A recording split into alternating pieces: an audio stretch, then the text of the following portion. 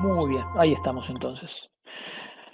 Bueno, un gusto que estén acá presentes. Le doy la bienvenida al doctor Alejandro Gardenal, que hoy nos va a estar ilustrando con esta temática sobre cómo iniciar un amparo de salud durante la feria judicial. Para aquellos que no conocen el diario, creo que la mayoría lo conoce, pero aquellos que no conocen, les cuento que el diario hace más de 20 años que está en el mercado y tiene dos grandes ejes en los que trabaja, uno que tiene que ver con noticias jurídicas y otro con el Departamento de Capacitación a Distancia, del cual yo soy el coordinador. Dentro de este Departamento de Capacitación a Distancia, ya desde abril que venimos haciendo diferentes webinars, diferentes actividades gratuitas, eh, para brindar a la comunidad información, conocimientos sobre lo que está pasando ahora, tanto a nivel contextual, como puede ser esta charla, como con otras temáticas más de fondo. Sistemáticamente tenemos nuevos cursos y nuevos webinars. La semana que viene habrá una vinculada a temas de ART, la otra seguramente sobre defensa de la competencia. Hace unos días atrás hicimos una también sobre tema de comunicación efectiva. Hay un curso que está comenzando hoy relacionado precisamente con este tema de la comunicación, con lo que es conversaciones difíciles y cómo llevar conversaciones difíciles adelante con empleados, con socios, con clientes, cómo manejar un reclamo de cliente, cómo negociar honorarios. Los invito a conectarse en la página del diario aquellos que estén interesados en profundizar en esta temática. Dicho esto, vamos a comentar un par de temas administrativos. Hay un soporte técnico de emergencia que pueden ver ahí, que es el 011 64 66 9204. Pueden escribir por WhatsApp. Vanessa les va a estar respondiendo desde ahí inmediatamente, así que cualquier problema pueden canalizarlo por ahí. Y vamos a transmitir en vivo por YouTube, y déjenme ver si puedo hacerlo una vez más. Recién tuve problemas para conectar con YouTube por algún tipo de limitación técnica. Estas cosas suceden cuando lo hacemos en vivo. Déjenme ver que intento una vez más, a ver si podemos. Siempre nos gusta transmitir por dos canales. No, sigo persistiendo con el error. Bueno, les pido disculpas. Lo transmitiremos únicamente por esta vía. De todas formas, quédense tranquilos si alguno tiene inconveniente, porque la charla va a quedar grabada, ¿sí? Y después les hacemos llegar el link. Se van a encontrar que tienen los micrófonos silenciados, que esto es para no interrumpir a veces sin querer en la charla del docente, que se escuchan ruidos de fondo, un auto, un perro. Entonces por eso están todos con los micrófonos silenciados, para que la conferencia pueda transitar sin ningún tipo de inconvenientes. Al final vamos a abrir un espacio de preguntas donde el doctor Gardenal, Alejandro, nos va a responder algunas de las dudas, algunas de las inquietudes que ustedes puedan tener. Les sugiero que si se les ocurre algo que quieran preguntar, alguna inquietud, alguna consulta, la anoten, la tengan a mano, y después, al final de la charla, en el espacio de chat, puedan escribir y consultar sobre esto. Yo se los voy a leer a Alejandro y él nos va a responder al respecto. Un último tema, también para aquellos que estén interesados, solicitar el certificado o el material adicional con fallos, con comentarios de doctrina. Lo pueden solicitar a través de un formulario que vamos a poner, un link que vamos a poner también en el área de chat al final de la conferencia. Esto lo vamos a estar haciendo al final, así que ténganos paciencia hasta ese momento. Bien, dicho sea esto, les cuento un poquito quién es nuestro disertante. El doctor Gardenal, Alejandro, es un amigo de la casa, docente del diario judicial y de varias universidades en materias de posgrado. Él es abogado, egresado de la Universidad de Buenos Aires. Se especializa en todo lo que tiene que ver con discapacidad. Es ex asesor de la Agencia Nacional de Discapacidad y, por supuesto, trabaja en forma independiente con este tipo de asuntos. Así que, dicho sea esto, los dejo en manos de Alejandro. Alejandro, cuando quieras. Muy bien, perfecto. Ahí, a ver si te escucho bien. ¿Me escuchás? Sí, perfecto. Habla fuerte y arranca. Todo tuyo. Yo me Muy quedo acá bien, por lo muy que bien. necesiten. Maximizamos la pantalla primero, para que se pueda ver bien la presentación. Ahí está, perfecto. Bueno, muy buenas tardes a todos. Es un gusto estar aquí a través de este canal que es Diario Judicial, compartiendo con gente de todo el país. La verdad es uno de los aspectos que más me gusta de este tipo de encuentros, ver que tenemos colegas y amigos de diferentes partes del país. Ya estuve viendo ahí en el chat Santiago del Estero, Entre Ríos, Ushuaia, bueno, amigos acá de Capital, así que la verdad que un gusto, un placer, los saludo a todos. Y bueno, a compartir un poco algunas experiencias personales, a compartirlas de ustedes, a explicar algunas cosas y también a aprender, ¿no? Porque la verdad que en estos espacios uno también siempre termina aprendiendo e incorporando cosas nuevas, a través de las preguntas, las inquietudes y demás. Vamos un poco a transitar en esta ocasión un tema que, bueno, es muy sensible por el tipo de temática y muy actual, ¿no? O sea, el amparo de salud siempre es un tema actual, pero en estos casos de esta feria, de este confinamiento que tenemos que atravesar, de esta cuarentena, la verdad que los temas de salud no cesan, o sea, las cosas siguen sucediendo y es una necesidad acuciante tratar de resolver esto ante la justicia. Por eso, un poquito vamos a analizar la acción en general, qué dijo la Corte a través de sus acordadas, en fin, generalidades, cosas que tienen que ver un poco con la jurisprudencia, con la medida cautelar y con un gran problema que son las notificaciones. Así que comencemos nomás, un poquito, bueno, vimos lo de los temas técnicos, algunas, digamos, cuestiones sobre mis antecedentes, y vamos a comenzar entonces con esto, ¿no? Todos sabemos, conocemos, que hay tres grandes temas, o sea, tres podemos llamar principales amparos de salud o tipos de amparos de salud. De los tres, el número uno, yo diría que es el de los amparos por falta de cobertura, o sea, las coberturas insuficientes, las faltas totales de cobertura, a prestaciones, es el gran generador de amparos de salud. Eh, pero no es el único. O sea, no es el único. Tenemos una segunda tipología, que son aquellos amparos de salud que se inician, que inicia alguien generalmente que por haber llegado a un cierto límite de edad, la obra social o la prepaga, le aumenta de una manera abrupta e intempestiva la cuota social. Eso genera también otra tanda de amparos de salud, no tan grande como la de los problemas por falta de cobertura, pero que no por eso no deja de existir y tener relevancia. Y también tenemos otra vertiente, otra clase de amparos de salud, que son los que tienen que ver con la reafiliación, ¿no? También algo muy sensible, por supuesto, porque una persona que, mucho más ahora, en el contexto de una pandemia, y también viendo, bueno, el caso particular, puede ser personas que presenten una discapacidad, una patología de base, quedarse desafiliados, por la razón que sea, lógicamente es algo muy sensible y también motiva que en muchos casos haya amparos por la reafiliación de quien era afiliado a una obra social y que por algún motivo dejó de pertenecer a ella. Así que son las tres tipologías con las que nos vamos a encontrar trabajando en este tipo de temática. Los presupuestos del amparo básicamente los vamos a obtener de la ley de amparo y por supuesto de la Constitución Nacional. Los hemos dividido en 4 cuadraditos para que se puedan, digamos, apreciar de una manera bien clara, ¿no? Entonces, ¿cuál es el presupuesto? ¿Qué es lo que daría origen a que nosotros planteemos en representación de alguien un amparo de salud?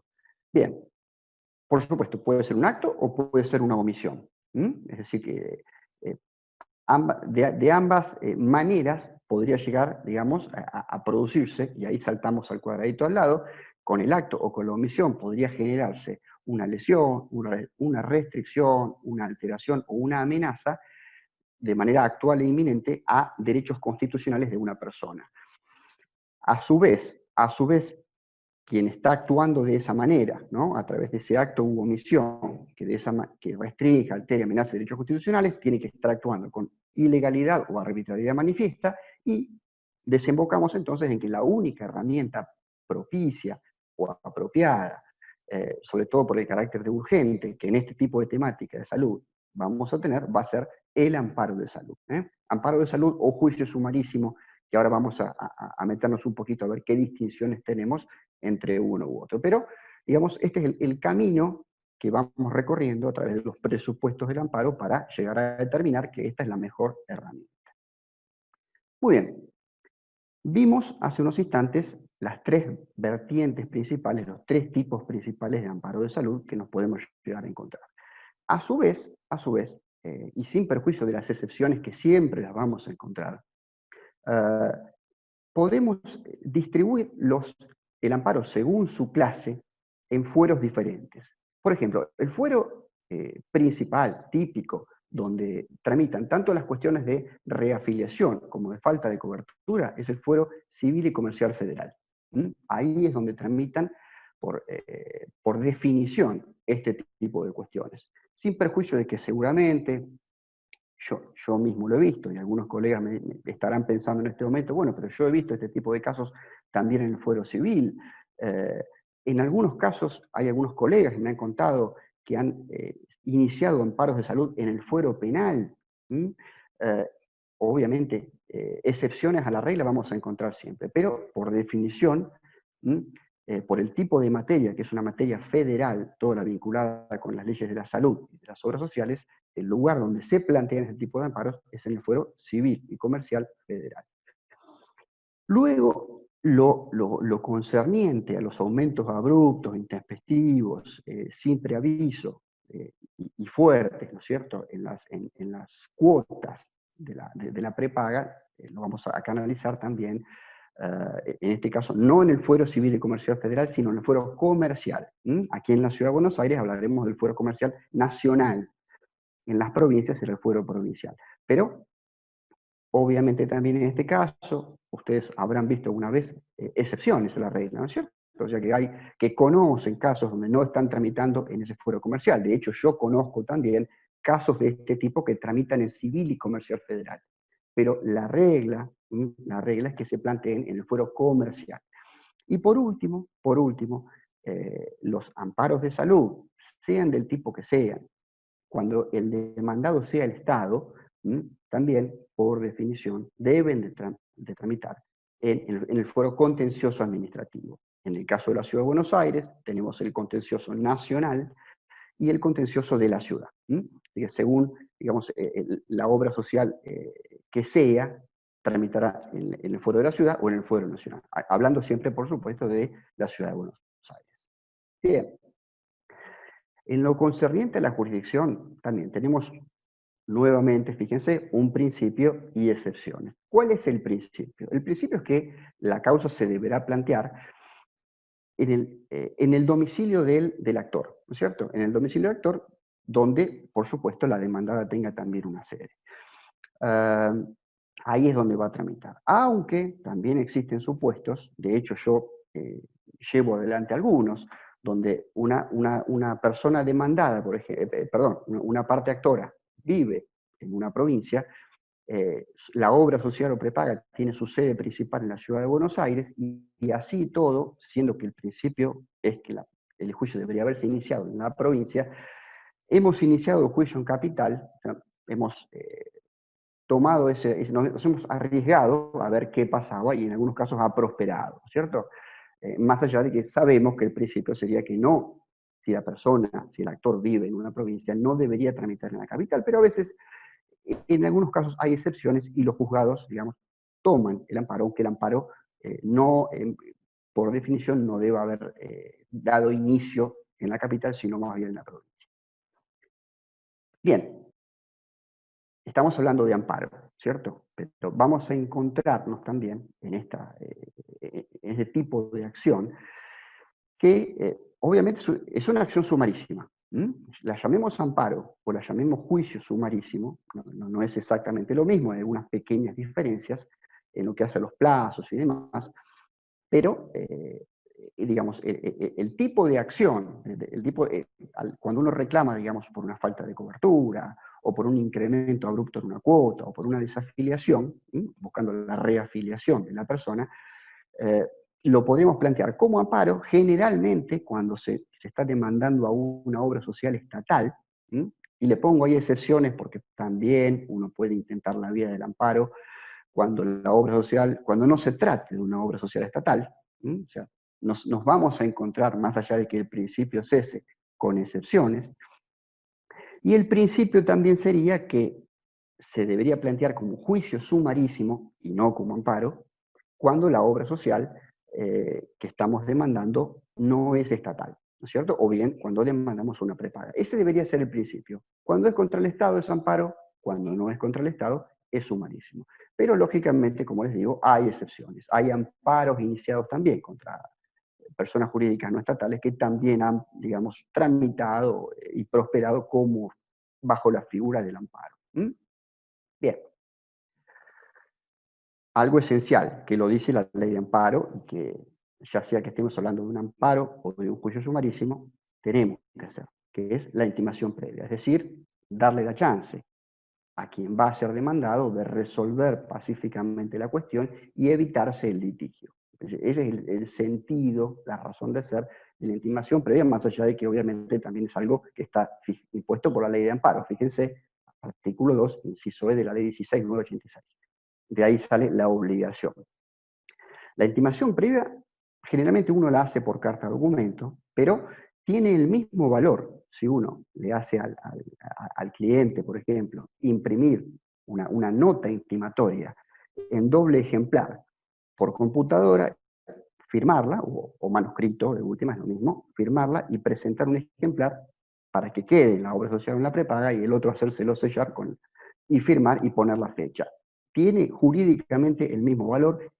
En ese caso el cliente se ahorrará el costo de la carta documento. Pero digamos, tiene a los efectos legales de cumplir con la intimación previa el mismo efecto una que otra.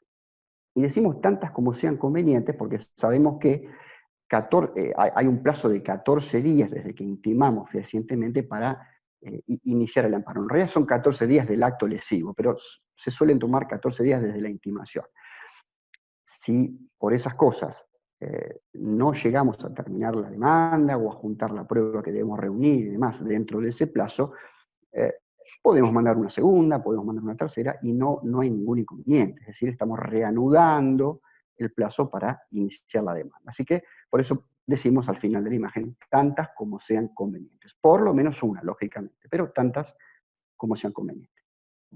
Bien, una obviedad, estamos hablando del terreno del amparo, una acción urgente para cubrir un tema urgente, un caso urgente. Obviamente, y en este caso estaremos hablando de cuando se va a demandar a una obra social estatal, eh, el argumento de que hay que agotar la vía administrativa no es de ningún modo una obligación, lógicamente no va a ser necesario y no va a ser tampoco conveniente, porque si estamos corriendo con un caso vinculado a la salud de una persona, que incluso puede tener una discapacidad y demás, agotar la vía administrativa, lógicamente, le quitaría todo el sentido a una acción urgente como el amparo, ¿no es cierto?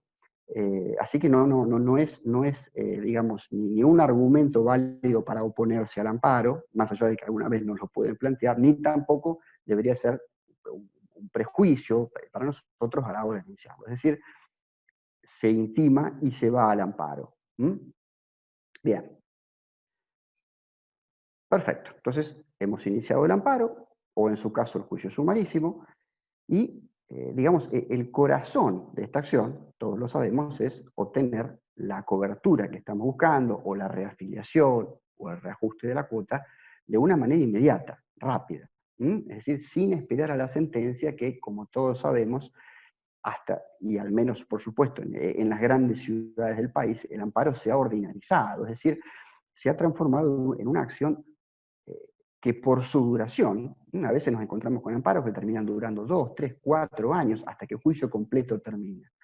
Por eso decimos que se ha ordinarizado. Pero qué es lo rápido de esta acción? Lógicamente es la medida cautelar, ¿no? Es esa anticipación de la sentencia que por supuesto, si la medida sale bien, puede nuestro cliente llegar a obtener y de esa manera quedar tranquilo y satisfecho que va a tener su cobertura sin tener que esperar a que termine el juicio. Así que, como definición, lógicamente, y digamos, para resumir lo que estamos diciendo, la medida cautelar es una disposición judicial destinada a asegurar el cumplimiento de la sentencia el día de mañana cuando salga, por supuesto, evitando que esa espera, que esperar a que la sentencia no salga favorable, termine frustrando los derechos de la persona. Imagínense a alguien que está esperando una operación, una medicación, que espere 2, 3 años, 4, hasta que le digan el sí, frustraría el objeto, o sea, que es justamente cubrir una necesidad urgente. Por eso de ahí que se plantea la medida cautelar para cubrir esta problemática.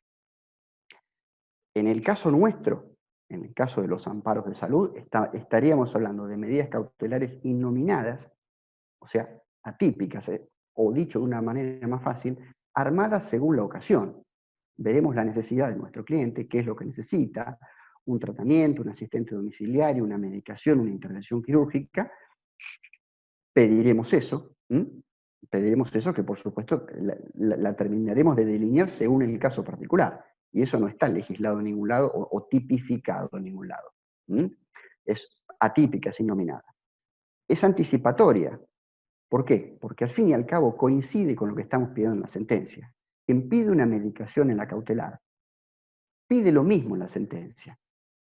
Y sin perjuicio de que no lo puedo afirmar contundentemente, por supuesto, pero enseña la experiencia y el estudio de este tipo de casos que generalmente, cuando la medida cautelar sale favorablemente, suele repetirse lo mismo en la sentencia. Así que es como comenzar con el pie derecho. Y por otro lado, es una medida satisfactiva porque busca justamente satisfacer los derechos de la parte actora, que tiene o dice tener vulnerados sus derechos. En este caso a la salud, a la rehabilitación, a la calidad de vida y demás. ¿Quién es el juez competente para dictarlas? Fíjense, antes de seguir avanzando, que estamos viendo los principales aspectos de la acción. El amparo de salud es algo que da para hablar muchísimo. Hemos dictado un curso sobre esta materia específica para diario judicial, así que tratamos en este caso de hacer un resumen de los aspectos más importantes. Entre ellos, el juez competente para dictar. ¿Quién es? ¿Quién debería ser el juez competente para dictar? Obviamente, si el amparo fue planteado dentro del fuero correspondiente y demás, esto no va a ser un inconveniente. No va a haber ninguna duda al respecto. Ahora, si se plantea el amparo ante un juez, ante un fuero, que no es justamente el correspondiente para tratar ese tipo de casos, el principio dice que el juez incompetente debería, si se declara incompetente, abstenerse de tratar la cautelar, ¿no? Entonces, ¿qué debería hacer? Remitir los autos al juzgado competente, el juzgado correspondiente, para que ese juzgado competente sí la trate. Aunque la práctica enseña que mayoritariamente, nuevamente por el tipo de tema tan urgente, tan sensible, aún el juez que se entiende incompetente para llevar adelante ese proceso suele resolver la medida cautelar y luego girar las actuaciones al juez competente. Hay excepciones, por supuesto, también a esto. Simplemente quiero señalar que esta tendencia, este sentido, suele verse en la práctica, ¿no? Que por la urgencia de la temática, aún el juez incompetente resuelve y luego pasa el caso al juzgado competente. Bien, la medida cautelar, por definición, se resuelve inaudita parte, es decir, se hace el planteo, se arriman junto con la demanda todas las probanzas necesarias, sobre todo para fortalecer la fundamentación y la demostración de esa medida cautelar, y con eso el juez resuelve. Nuevamente acá, vuelvo a decir lo que vengo diciendo en otras imágenes anteriores, que en algunos casos la práctica nos demuestra que hay traslados de la presentación inicial de la parte actora a la otra parte, o intimaciones, muchas veces en casos en que la actora dice, bueno, intimé previamente al inicio de la demanda y nunca nos contestaron la carta de documento. Muchas veces el juzgado intima, antes de dictar la medida cautelar, el juzgado nuevamente intima en autos a la parte demandada. En algunos casos llama a una audiencia. Todo esto, digamos, es demostrativo de esas excepciones, ya que en no pocos casos no se dicta inaudita parte, sino previos traslados, a veces audiencias, a veces intimaciones, intimaciones judiciales. Bien. Bueno, repasemos un poco también lo que tiene que ver con los presupuestos, los 3 presupuestos de la medida cautelar, partiendo de la verosimilitud del derecho.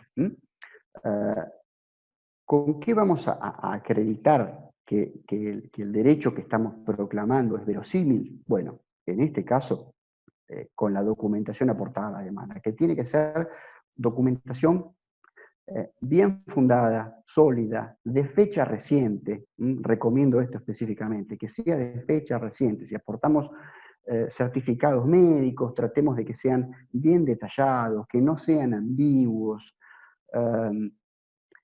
y que sean de fecha reciente, porque si no, en muchos casos el juzgado puede plantear una medida previa, o sea, previo actualice los certificados médicos, o si son un poco laxos, un poco ambiguos, pueden dar lugar a que, digamos, la prestación que estamos pidiendo que se cubra salga un poco, digamos, resuelta de una manera un poco más genérica, no tan precisa, y no terminen satisfaciéndose los derechos de la parte lectora. Así que la documentación sea fuerte, sólida, descriptiva, detallada. Recomiendo, por ejemplo, si se trata de un caso de cobertura y la persona tiene una historia clínica, un resumen de historia clínica legalizado, como dice la Ley de Derechos del Paciente, acompañado de eso un certificado médico, nuevamente les digo, de fecha reciente, bien detallado, con lo que la persona está requiriendo, si requiere, digamos, algún tipo por ejemplo, una silla de ruedas,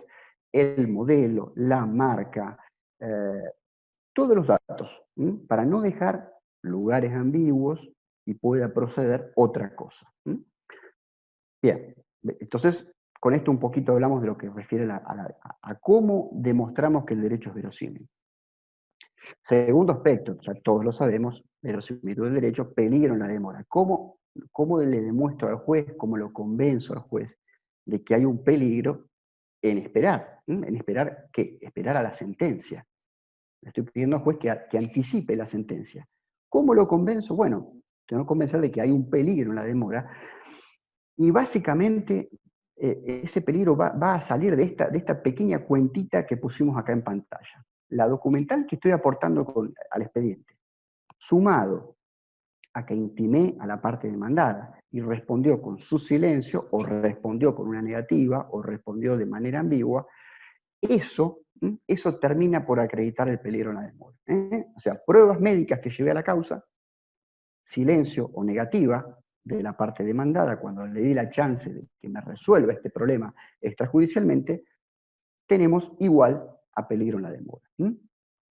Y por último, ya todos sabemos, la contracautela, es decir, de alguna manera hay que asegurar ante la justicia de que la parte que está pidiendo la medida cautelar se haría cargo, se va a hacer cargo de los potenciales daños que pudieran derivarse de un uso excesivo de la medida cautelar. En este tipo de terreno, de los amparos de salud, lo que se suele utilizar es la caución juratoria. O sea, se presta juramento y con eso se suele dar por satisfecha este requisito de la contracautela. Bien.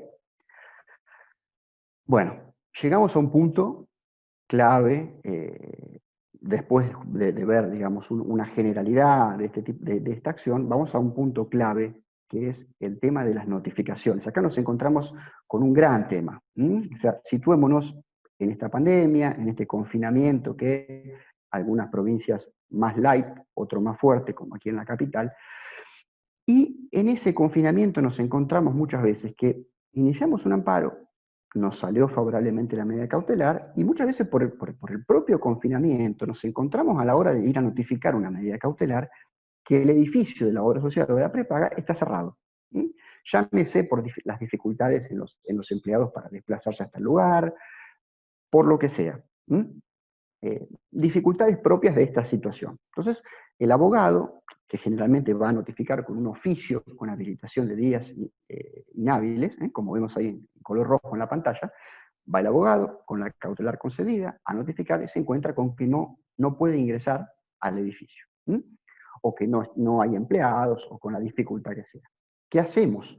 ¿No? ¿Qué hacemos? Porque ahí realmente nos encontramos con un problema. Encima, también nosotros como abogados tenemos dificultades para desplazarnos, no cualquiera puede andar en auto, no cualquiera puede andar en la calle. Entonces, todo un problema.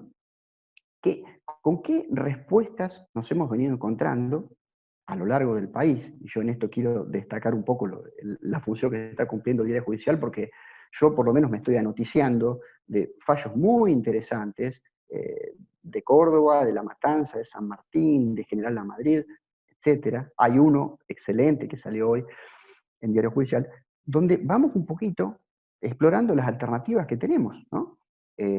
Algunas han sido planteadas y resueltas, como les digo, en otras jurisdicciones, otras en la capital, pero digamos, básicamente, ¿qué recursos tenemos, qué podemos hacer frente a este tipo de casos? Bueno, tenemos la notificación por carta de documento.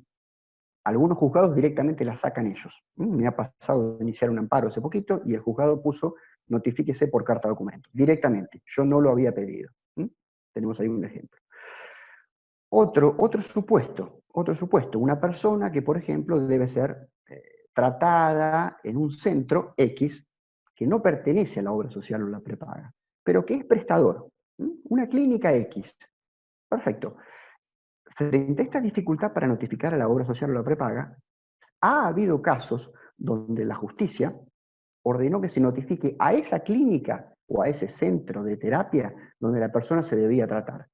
Y luego ese centro, esa clínica, se encargó, por sus canales internos, de avisarle a la prepaga o a la obra social. Esto ha sucedido, ya hay casos así que es otra chance que tenemos de manejar la situación. Y otro caso más de los que tenemos en pantalla, pero luego les voy a contar otros más a su vez. Tenemos también casos donde, por ejemplo, una obra social o prepaga fue demandada hace poquitos días antes de que comience toda esta pandemia, este confinamiento, en determinados juicios donde sus abogados se presentaron y constituyeron domicilio electrónico, ¿no? Bueno, comienza el confinamiento, comienzan estas dificultades para notificar, y ha habido casos donde nuestros tribunales han ordenado que se notifique a los domicilios electrónicos constituidos en otros juicios recientes por esa misma prepaga u obra social. O sea, y han tomado por válida esa manera, esa vía electrónica, basándose, digamos, en los emails constituidos en otros juicios donde esa parte demandada ha sido demandada. Esto existe, obviamente son todos supuestos no legislados, pero que la práctica ha ido incorporando. Y les quiero comentar, por ejemplo, un fallo que se publicó hoy en Diario Judicial, lo tengo aquí al lado, de un caso tramitado en La Matanza, en provincia de Buenos Aires, en este caso un tema de violencia familiar. Pero fíjense qué novedoso. Yo justamente hoy lo vi y dije, bueno, de esto tenemos que hablar porque la verdad que es súper novedoso. La persona denunciada se desconoce su domicilio, ¿no? Entonces, ¿cómo continuamos con la notificación de la acción? Bueno, fíjense lo que este juez de La Matanza dispuso, la verdad que muy interesante. Dispuso que esta persona, que ni siquiera tenía un Facebook, ¿no? Porque primero se inspecciona un poquito, tiene Facebook, LinkedIn, redes sociales, no tenía. Bueno, entonces el juez le ordenó a la empresa que administra Facebook que le cree un sitio en Facebook y que se lo notifique ahí. Fíjense, o sea, no es que lo notificó en su Facebook, ordenó que se cree un Facebook para ese señor y que lo notifiquen a él. Súper novedoso. Uno puede decir, bueno, es algo jugado, ¿no? Es algo para tomar con pinzas. Bueno, simplemente les quiero referir que son casos que ya se están dando, ¿no? Probablemente también, lo desconozco, pero probablemente también puede haber venido motivado por un planteo de la parte actora, ¿no es cierto? Que se recogió favorablemente. Tenemos también casos, y miro mi apunte que tengo aquí a mi lado, en San Martín, provincia de Buenos Aires, nuevamente en una causa de familia, en este caso de alimentos, donde se ordenó la notificación del traslado de la demanda por WhatsApp. O sea, uno dirá, bueno, pero ¿cómo consiguieron el celular del señor? Resulta que este hombre, a quien se debía notificar de la demanda de alimentos, tenía una denuncia por violencia familiar. Se había presentado en esa denuncia y había denunciado un celular, ¿no? Había denunciado los datos de su celular. Bueno, pues entonces el juzgado, el mismo juzgado de familia, toma ese celular y ordena el traslado de la demanda por WhatsApp, con todo un procedimiento bastante interesante, porque no es algo liviano, sino que estableció pasos, ¿no? Estableció que primero el secretario, el actuario, iba a llamar a este hombre para preavisarle que lo iban a notificar. Luego se le iban a hacer llegar las copias en formato PDF, armado ese PDF desde el juzgado, y luego que reciba la notificación, el juzgado lo volvía a llamar para avisarle, señor, usted fue en fecha tanto notificado el celular X. Así que, fíjense, soluciones absolutamente novedosas para salir del pantano en que a veces nos encontramos con el tema de las notificaciones. Hay otros casos también donde estuvo involucrado el WhatsApp, he visto algunos en la provincia de Córdoba, audiencias celebradas por WhatsApp donde se resolvieron cautelares y se notificaron en la misma audiencia y demás. Pero fíjense, son soluciones y puede haber otras que se nos pueden ocurrir en el camino.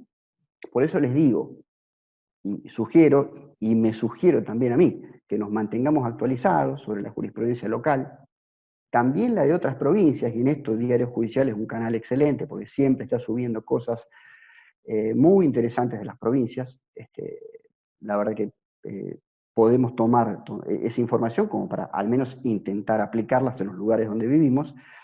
Y por último, plantear soluciones creativas. Se nos pueden ocurrir cosas, ¿no? Con todo lo que es redes sociales y solicitarlo, ¿no? O sea, podemos pedir, en su caso, que se notifique si la persona tiene 3 redes sociales para mayor seguridad, a las 3, ¿no?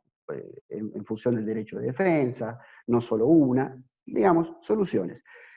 Nos podrán decir que sí o que no. Justamente lo que esperamos de nuestros tribunales es lo que podemos definir como una tutela judicial progresiva y un activismo judicial. O sea, no agarrarse tanto de las formas y de lo que está legislado, aunque a veces lamentablemente sucede y nos dicen que no, pero tratar de ser flexibles, elásticos, ¿no? Y tener una actitud, digamos, abierta a este tipo de planteos que uno hace buscando una solución, ¿no?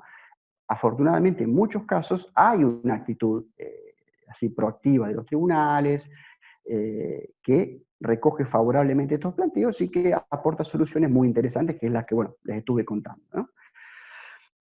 Ale, Bien, perdón que sí, interrumpo, Ale. sí, Voy a suspender un instante compartir pantalla porque hay algunos cuadros negros que aparecían ahí medio raros. Y de bueno, paso te pido si podés hablar un poquito más alto que nos están solicitando específicamente eso. bien, bien, Fíjate ahora de volver a compartir, por favor, ese se soluciona el problema. bueno,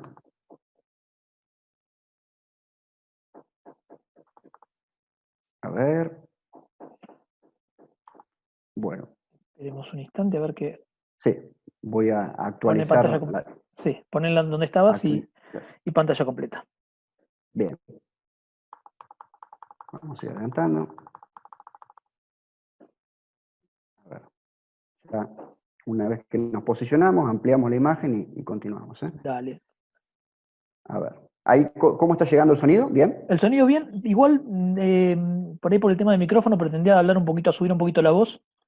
Bien, Y bien. ahora amplía pantalla y continúa. Perdón por la interrupción, ¿eh? Bueno, bueno, por favor. Bueno, dentro de los aspectos que estamos viendo del amparo, vamos a ver un poco la legislación aplicable. O sea, ¿en qué nos vamos a basar en este tipo de casos? Vamos a ver más adelante si hay una discapacidad de por medio, si no hay una discapacidad de por medio. En principio, lógicamente, en todo este tipo de casos hay legislación de salud, ¿no? ¿Y de dónde deriva la legislación de salud? Básicamente, de la Ley de Derechos del Paciente, que entre otras cosas interesantes nos habilita y nos explica cómo solicitar una copia de la historia clínica legalizada o certificada. Los tratados de derechos humanos de los que la Argentina forma parte, que también nombran el derecho a la salud, a la calidad de vida, también podemos tomar letra muy, muy interesante de ahí. La Constitución Nacional, de manera implícita, nos habla de la vida, de la salud, y luego en el artículo 75 nos habla de los grupos vulnerables, ¿no? Personas con discapacidad y demás. Y por supuesto, en el último triangulito, digamos en el vértice de abajo a la derecha, lo resumí, puse leyes de patologías específicas. Hay muchas. Hay ley de diabetes, hay ley de autismo, hay de HIV, y demás. En muchas provincias, inclusive, en la mayoría de las provincias hay leyes de equinoterapia. No hay una nacional, pero sí hay en las provincias. Bueno, en función de la patología específica, habría que estudiar el caso de nuestro cliente si no tiene una ley que le cubre esa patología y en su caso citarla. Bueno, también tenemos, por supuesto, toda la legislación, ya que estamos demandando a una obra social, a una prepaga, tenemos toda la legislación federal vinculada a los temas de prepagas y obras sociales, que están un poquito resumidas acá en pantalla, desde la 26682, que es la ley de prepagas, y todas las otras que vemos en pantalla, que son, digamos, concernientes a obras sociales. Así que siempre hay que tenerse en cuenta a la hora de hacer este tipo de planteos. Bueno, si nuestro cliente, si la persona que va a demandar, presenta una discapacidad, y sobre todo si tiene un certificado de discapacidad, cosa que es clave, hay toda una normativa aparte, aparte de la normativa de salud, aparte de la normativa de obras sociales y prepagas, va a haber legislación específica que tiene que ver con la discapacidad, como ser, bueno, el marco básico, la primera ley de discapacidad de la Argentina, la 22431, ya de la década del 70, la ley que regula las prestaciones, la 24901, muy conocida, y luego hay otras que se derivan de convenciones internacionales, como la Convención Interamericana, la 25280, o la Convención Internacional de los Derechos de las Personas con Discapacidad, la 26378, que tiene jerarquía constitucional otorgada por la 27044. Esto es simplemente un somero repaso de un tema que da para muchísimo, pero quiero que al menos tengamos una base explicitada en esta ocasión para poder compartir, ¿no? Y lógicamente estos temas, como dice la jurisprudencia también, sobre todo una jurisprudencia comercial que leí hace poco, estos temas tienen una faz contractual y una faz social. La faz social la cubre generalmente toda la legislación que venimos hablando hasta recién. Y la faz contractual se la va a aportar, lógicamente, lo que se derive del Código Civil y Comercial y de la Ley de Defensa del Consumidor. Ambas plenamente aplicables, el Código y la Ley de Defensa del Consumidor, en este tipo de cuestiones. Así que a tener en cuenta, faz social, faz contractual, todo eso, digamos, arma un conglomerado que nos va a servir para fundamentar este tipo de juicio. Finalmente, y yo lo pongo y lo desarrollo a los efectos de que podamos utilizar esto y plantearnos amparos de salud, porque son, digamos, aspectos muy interesantes, sobre todo si la persona presenta una discapacidad, que el concepto, bueno, el concepto de personas en condición de vulnerabilidad, como pueden ser los adultos mayores, no solo las personas con discapacidad, adultos mayores, personas con discapacidad y demás, quienes son a su vez, y por ende, sujetos de preferente tutela, todos principios, altos principios que regulan estas temáticas y que es bueno invocar, ¿no? También como fundamentación. El principio pro homine, el principio también de solidaridad social y lo que tiene que ver con la igualdad de oportunidades, con la dignidad humana, que a manera de resumen lo hemos plasmado así en esta imagen que estamos compartiendo en este momento. Y, digamos, para ir dándole un formato final a este momento que estamos compartiendo, vamos un poquito a repasar las acordadas de la Corte. Es decir, ¿qué ha dicho la Corte? Los aspectos principales que ha dicho la Corte, los lineamientos fundamentales que ha establecido para esta época de cuarentena, para esta feria extraordinaria. Dictó varias acordadas. Yo voy a señalar las principales y los aspectos principales de esas. Por eso vamos a comenzar por la número 4, que es del 16 de marzo de este año. Fíjense que nos empezamos a caminar hacia el cómo tramitar este tipo de causas durante la feria. O sea, la acordada número 4 nos enseña los primeros pasos. Por ejemplo, lo que establece en el punto 11 es que desde el 18 de marzo las presentaciones deben ser solamente digitales. Entonces, primer aspecto. Estamos viendo ya un punto de partida, o sea, la despapelización, presentaciones digitales. Y en el punto 4 de esa acordada, a su vez número 4, establece la posibilidad de solicitar la habilitación de días y horas en aquellos asuntos que no admitan demoras. Así que sin decir que aquí hablamos del amparo de salud, bueno, nos está dando una pauta como para plantearlo, ¿no es cierto? Porque justamente son temáticas que no admiten demoras. Así que tenemos una primera puerta. Pero no nos quedamos con la número 4. Vamos a las 6. Poquitos días después, el 20 de marzo, puntualizó la Corte, en esta acordada número 6, la facultad de los magistrados de ejecutar aquellos actos procesales que no admitan demora, y fíjense que es muy parecido a lo que venimos a hablar en la 4, ¿no? Y que de no practicarse podrían causar un gravamen irreparable. Y en este caso, sí dice la Corte, o ya introduce la Corte, la figura del amparo, sobre todo de salud, especialmente de salud. Así que ya se prevé este tipo de acción como pasible de solicitar habilitación de feria y de tramitarla. Bien. Otra acordada que nos resulta de interés es la número 11, ya dictada en abril, el 13 de abril, que ya, digamos, determina que el trabajo de los tribunales se va a hacer a distancia, o sea que todos los empleados trabajarán a distancia, e implementa la firma electrónica para la Corte. Para la Corte, firma electrónica en base a la ley justamente correspondiente, que es la 25506. Y vamos yendo hacia las últimas dos acordadas de las que vamos a tratar en esta ocasión, que son la 12 y la 14. La 12 ya va un poco más allá con la firma electrónica, que ya la tenía la Corte, y ahora aprueba la firma electrónica en el punto 1 para todos los tribunales. Por supuesto, entre paréntesis lo digo, a aquellos que viven en provincias de nuestro país, fíjese, por supuesto, los tribunales superiores de provincia, qué normativa han venido dictando en estos tiempos, porque eso complementa lo que dice la Corte. Lo que dice la Corte es directamente aplicable, por supuesto, para justicia federal y justicia nacional de capital. También es extensivo para el resto del país, pero en los distritos de las provincias, los tribunales superiores obviamente han ampliado esto y lo han trabajado con especificaciones puntuales propias de cada provincia. Así que eso también hay que tenerlo en cuenta. Pero conozcamos, por supuesto, repasemos lo que ha venido diciendo la Corte. Dijimos, aprueba la firma electrónica en todos los tribunales y aprueba lo que vamos a ver a continuación, que es el procedimiento de recepción de demandas. En el punto 6. En resumidas cuentas, para explicarlo de una manera muy sencilla, ¿qué es lo que hace? Hay un instructivo, incluso que uno lo puede bajar de la página del Colegio de Abogados de la Capital Federal.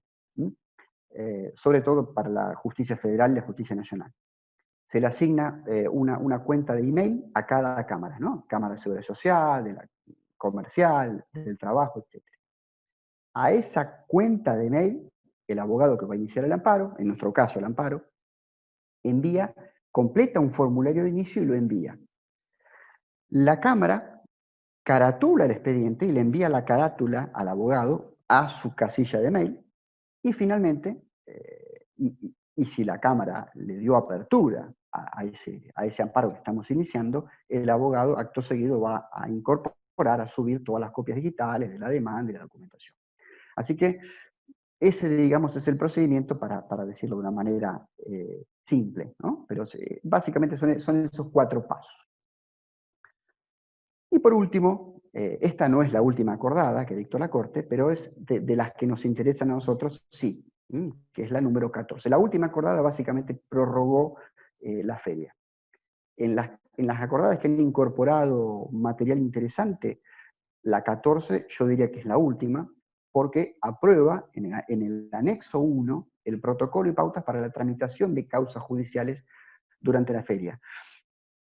Nuevamente, recuerda la Corte en esta acordada, la facultad de los magistrados de realizar actos procesales que no admitan demora o que de no practicarse podría derivar un daño irreparable. Ya lo dijimos en otras acordadas, ¿no?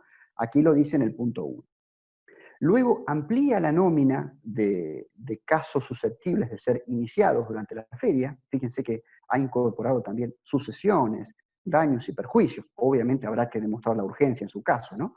Distingue temas penales y temas no penales, o casos penales y casos no penales.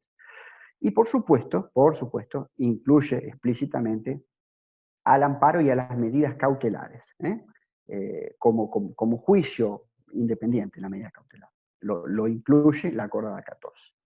Bien, a manera de conclusión de todo lo que hemos venido hablando, les reitero, es un tema súper extenso, el amparo de salud, hay mucho para decir, hay mucho para hablar de cada prestación. De hecho, bueno, he tenido oportunidad de escribir algunos artículos para Diario Judicial, que los pueden encontrar online, y otros que se han publicado por ahí en otras editoriales sobre prestaciones específicas, ¿no? Sobre asistente domiciliario, en fin, estudios genéticos. Es un terreno muy amplio.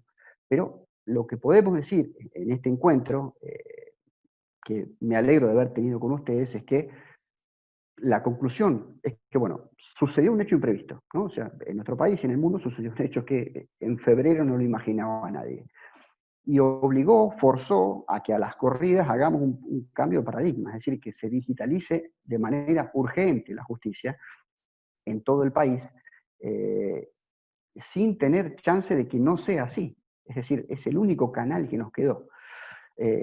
Bueno, un cambio justamente de paradigma absolutamente inesperado. En ese contexto, en ese cambio de paradigma, en esa digitalización, afortunadamente, está prevista la figura del amparo para ser iniciada.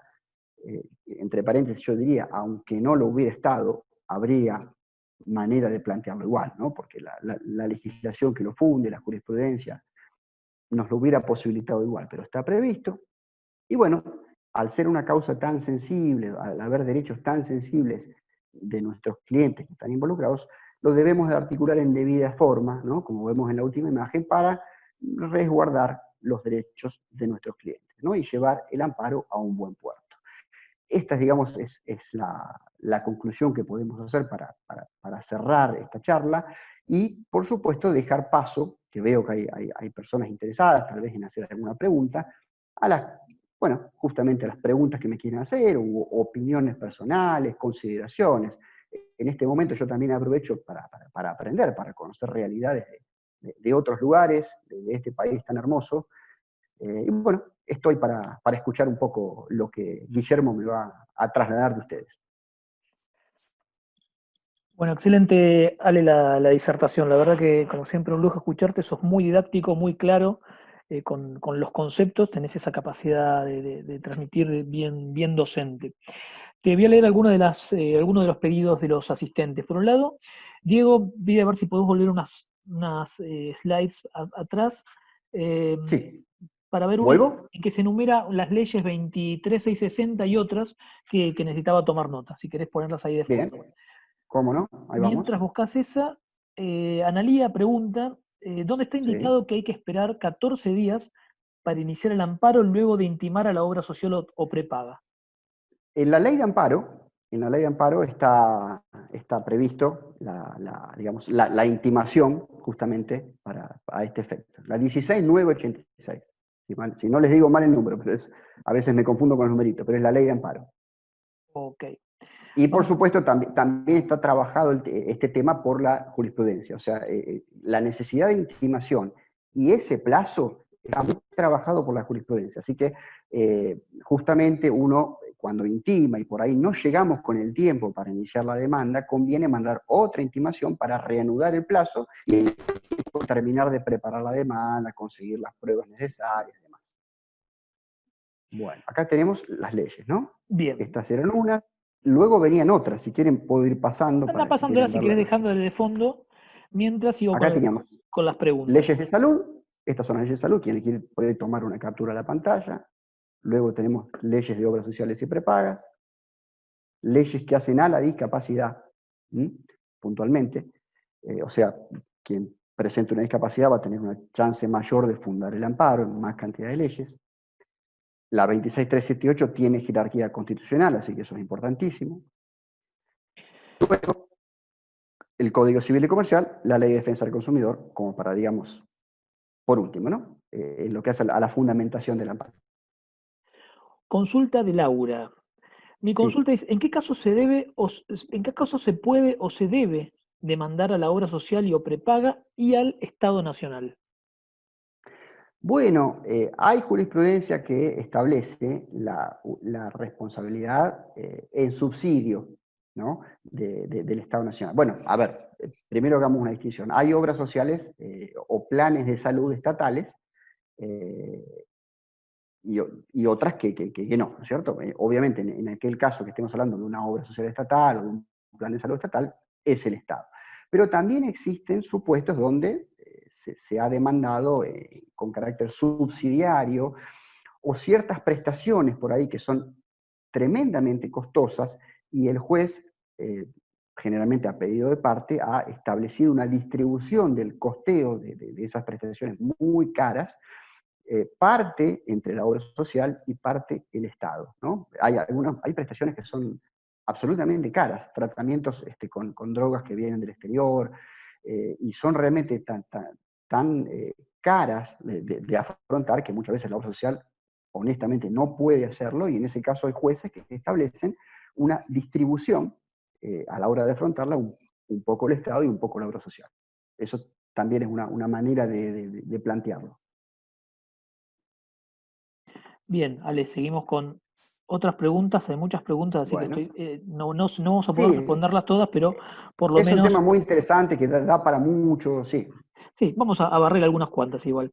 Te pregunta Victoria si sabes algo sobre lo de bajar el piso del PMO, que se está hablando de esto últimamente en las noticias.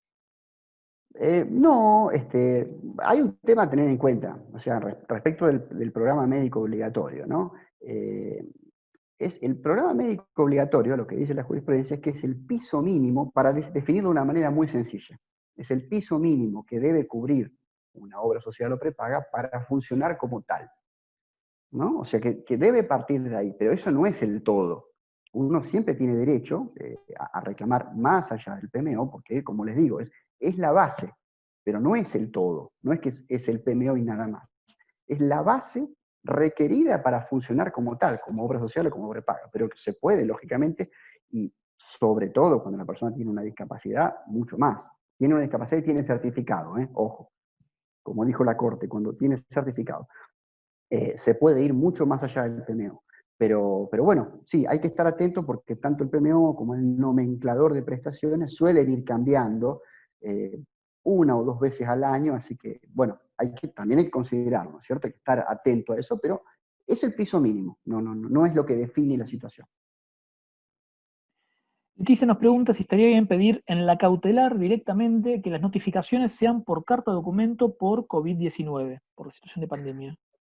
Bueno, sí, justamente yo en un amparo de salud que inicié por un tema de un salto en la cuota que le hicieron a una persona que cumplió 65 años y le llevaron la cuota un 110% más arriba.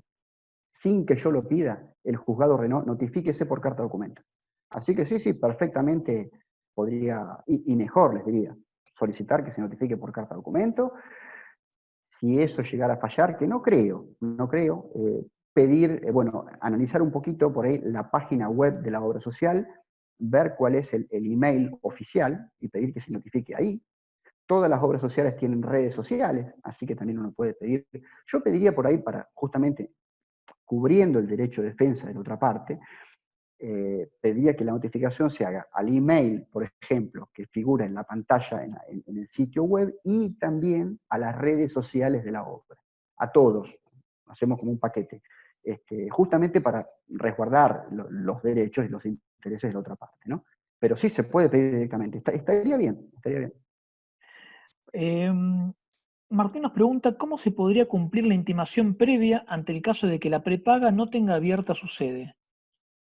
Bueno, la intimación previa, había dos maneras de hacerlo. Una, dijimos, hacer una nota por duplicado, que se ahorra el cliente el costo de la carta de documento, se hace sellar una copia en la oficina y se queda con la copia sellada. Puede presentarlo en cualquier oficina, porque muchas veces las obras sociales dicen, bueno, recibimos las cartas en nuestra sede de la calle X, pero tiene otras 4 sedes más. Bueno, con que lo presente en cualquiera basta.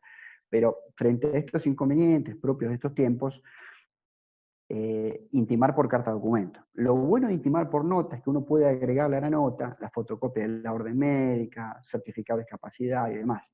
Entonces eso ingresa que no ingresaría con la carta documento.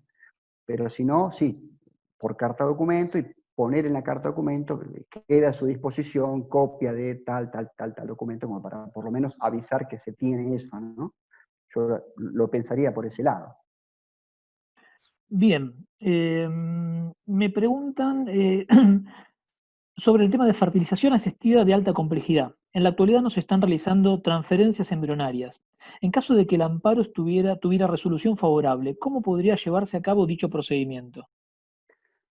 O sea, ¿cómo se concretaría el acto médico? Entiendo que es, ¿no? Entiendo que sí. Eh, bueno, en el caso de fertilización, los amparos generalmente lo que cubren es una cierta cantidad de intentos, ¿no? O sea, no es que el tratamiento es hasta que dé resultado o de manera indefinida. Generalmente se establece las resoluciones judiciales, si salen más que esto, bueno, excelente, ¿no? Pero generalmente, bueno, tanta cantidad de intentos de fertilización en la persona. Luego, cómo se concreta, digamos, a la hora de llevarlo a la práctica, bueno, eso ya es un acto médico Pero si está la medida cautelar, digamos, o la sentencia favorable, nuestras clínicas siguen atendiendo, es ponerse en contacto con el médico de cabecera que va a hacer el procedimiento y seguir sus pasos, ¿cierto? Pero si ya lo importante es tener la orden de cobertura. Luego, seguir los pasos de la clínica, del médico que va a hacer el procedimiento. Bien, Eso diría. me preguntan por acá algo así como, pregunta sobre honorarios. ¿Se acompaña bono ley al IUS previsional en Buenos Aires? Bueno, a ver, generalmente uno lo hace, pero también sé de casos en amparos de salud donde se puede iniciar sin acompañar ni siquiera el bono. Si lo vamos a acompañar en la Ciudad de Buenos Aires, hay un instructivo en la página del Colegio de Abogados de cómo pagar el bono a distancia vía home banking, a través del Banco Ciudad. Así que uno baja el instructivo de la página del Colegio de Abogados y paga el bono. Pero eh, yo conozco casos puntuales donde digamos, dentro de esta exhibición de costas que suele haber en este tipo de casos, eh, tampoco se paga el bono. Así que no está mal iniciarlo sin el bono. De última, según el criterio juzgado, nos podrán decir que lo ingrese. Y ahí lo ingresamos a distancia, ¿no? Por home banking. Pero se puede intentar hacerlo sin el bono, sí. Hay un par de preguntas sobre PAMI. Dice, ¿cómo se puede proceder contra PAMI con una cautelar otorgada pero difícil de percibir, atento a la imposibilidad de embargar las cuentas del Banco Nación? No, yo lo que diría, más allá de personalizar en alguna obra social u otra, este es otro gran tema. O sea, cómo hacemos cumplir una medida cautelar que ya salió favorable. Los casos más así creativos, digamos, y que han dado más resultado, han ido por el lado o del embargo de una cuenta bancaria de la obra o del embargo de la cuenta del director. Y ahí, bueno, se han puesto, nuevamente les digo, no hablo de ninguna obra en particular, pero sí sé de casos donde se ha hecho el embargo se personalizó sobre un directivo, y en algunos casos donde ha habido una gran reticencia se ha llegado a plantear una causa penal. Sé también de casos donde, por ejemplo, se inició una denuncia en defensa del consumidor por incumplimiento de cautelar. Fíjense, ¿no? Qué raro, se siguió como paso 2 a una cuestión judicializada, eso derivó en una denuncia de defensa del consumidor, con sanción, ¿no? Pero sí, generalmente van por el lado, las medidas más extremas son la causa penal cuando las condiciones den, ¿no es cierto? El embargo en el director o en algún directivo, pero sí van por ese lado. Hay que ver el caso particular. Bien, vamos a hacer un par de preguntas más para ir cerrando. Bueno, mientras tanto les digo que si les interesa, tengo en Diario Judicial, y gratuito, lo pueden googlear, tengo varios artículos, uno de la semana pasada, que yo he escrito, así que los pueden acceder sobre temas puntuales, ¿no? Sobre cuestiones de estudios genéticos, asistente domiciliario, geriátricos, ¿no? Los van a encontrar googleándolos. Y vean el fallo de hoy de La Matanza, de notificación por Facebook, que lo vi justamente en Diario Judicial, está bárbaro. O sea, les recomiendo, vean todos los días la página porque suben material buenísimo, bien federal, sobre todo eso. Nos consulta, tema honorarios, ¿cómo se regulan siendo cuestiones de salud intangibles? Eh, bueno, eh, eso ya, por supuesto, es un terreno propio de la justicia y hay parámetros, o sea, hay sumas. Uno sabe que año a año, este año más o menos se están regulando tanto, ¿no? Uno conoce, por supuesto, tenemos la ley de honorarios, ¿no es cierto?, para tomar como base, pero generalmente lo que hay que hacer es estar un poquito siguiendo la jurisprudencia del lugar donde uno vive porque uno ve cuánto se está regulando. Que uno también lo puede tomar de parámetro para ver cuánto uno va a cobrar en base a lo que está más o menos se está regulando, como para no quedarse corto o no pasarse. Uno también lo va a averiguar en función del costo de la prestación que se está reclamando, ¿no es cierto? Si es una prestación de pago mensual o por una sola vez. Lo que se suele hacer en este terreno, generalmente la gente que llega al amparo llega porque no puede pagar la prestación, que muchas veces es carísima, muchas veces es mensual. Entonces, lo que se estila hacer, esto dependerá de cada uno, pero es fijar cuotas. O sea, fijar cuotas para que la persona pueda pagar. En muchos casos que la empiece a pagar una vez que salga la cautelar. De esa manera el cliente sabe que va a estar más descomprimido, que solo deberá pensar en pagarle esas cuotas al abogado, pero no ya la prestación. O por ahí se puede empezar con una primer cuota antes de empezar el juicio y las siguientes después mes a mes, presuponiendo también que la cautelar va a salir bien, ¿no es cierto? Generalmente sale. Eh, pero bueno, en este terreno uno también puede buscar la alternativa según la persona, sus necesidades, sus posibilidades, ¿no? Bien, Ale, vamos con una última pregunta Muy que bien. dice así, Mientras paso, Dale.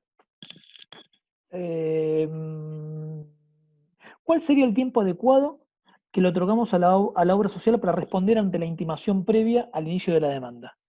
bueno, las intimaciones se hacen por 48 horas, ¿no? O sea, 48 horas hábiles.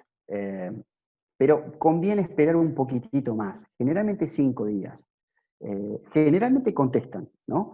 Es muy raro, prácticamente no sucede que contesten dentro de las 48 horas, pero el plazo que se les da es 48 horas hábiles. Uno lo suele esperar más o menos 4 o 5 días y a partir de ahí ya iniciar la demanda, ¿no es cierto? Eh, no es que haya que esperar 4 o 5 días, uno puede esperar 7, 10, no importa.